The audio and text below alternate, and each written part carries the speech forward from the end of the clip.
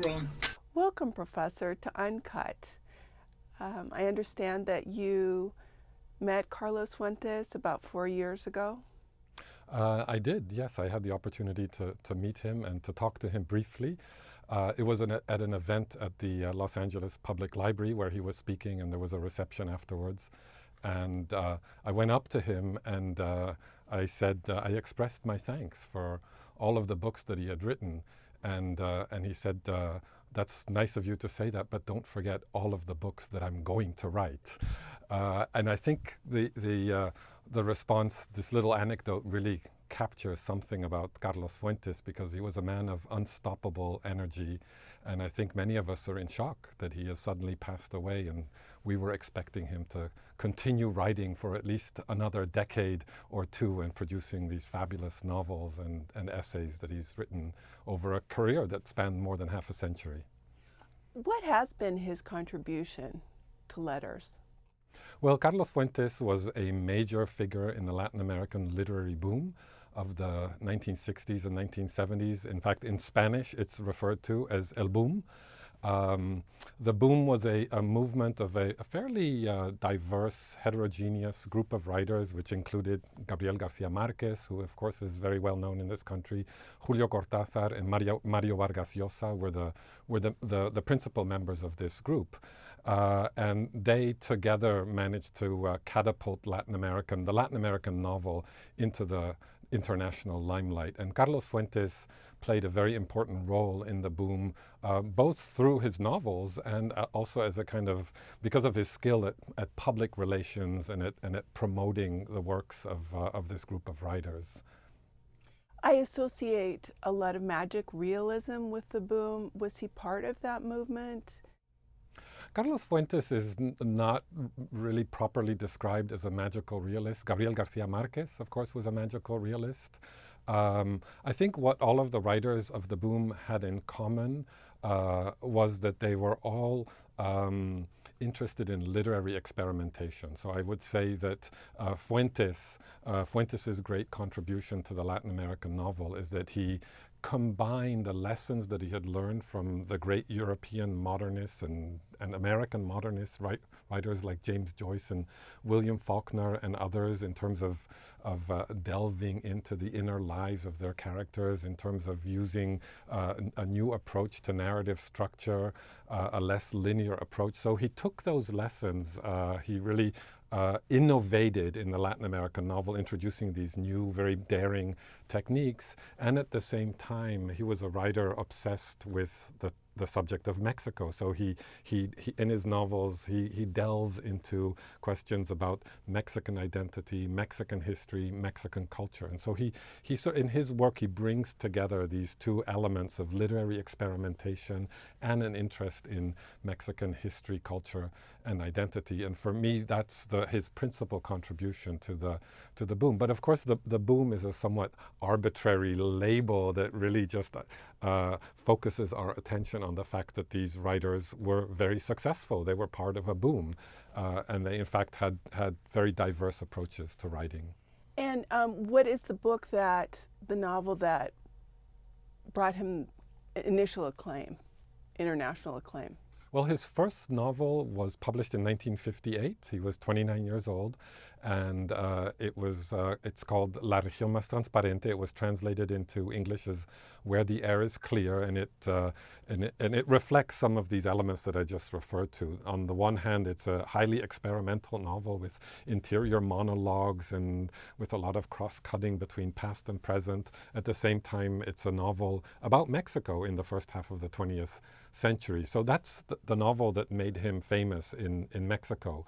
The novel that probably gained him the most international recognition came out a few years after that, in 1962, and it's called The Death of Artemio Cruz. And it's about a man on his deathbed who fought in the Mexican Revolution of 1910 and then became wealthy, a kind of tycoon in the post-revolutionary period, but betrayed the ideals that he had fought for during the revolution. So it presents a kind of summary of Mexican history in the 20th century, and also going back to the 19th century. So again, it shows Fuentes' interest in his country. Do you have a personal favorite of his books? Uh, That's a very difficult question. I think that his first novel, Where the Air is Clear, is still remains an incredibly powerful, vibrant novel. It may have some defects. It was clearly the work of a young man, but I think it has that incredible energy and vision. There are And that's many. about Mexico City, It's about correct? Mexico City, yeah. I like his short stories. Fuentes was an incredibly prolific author and also very versatile. So he wrote many novels, but also essays. He wrote some plays. He wrote a lot of political journalism, many newspaper articles. But he was also, in my opinion, especially skilled at the art of the short story. So I like his collections of short stories like Burnt Water, which are also about Mexico City, or especially interesting for readers in the United States is a collection from 1995 called The Crystal Frontier, La Frontera de Cristal, which is about the U.S.-Mexican relationship. And that was another one of his big subjects that he returned to again and again over the course of his career. I understand that your expertise involves the relationship between politics and Latin American, especially Mexican literature. What was Fuentes's role with regard to politics?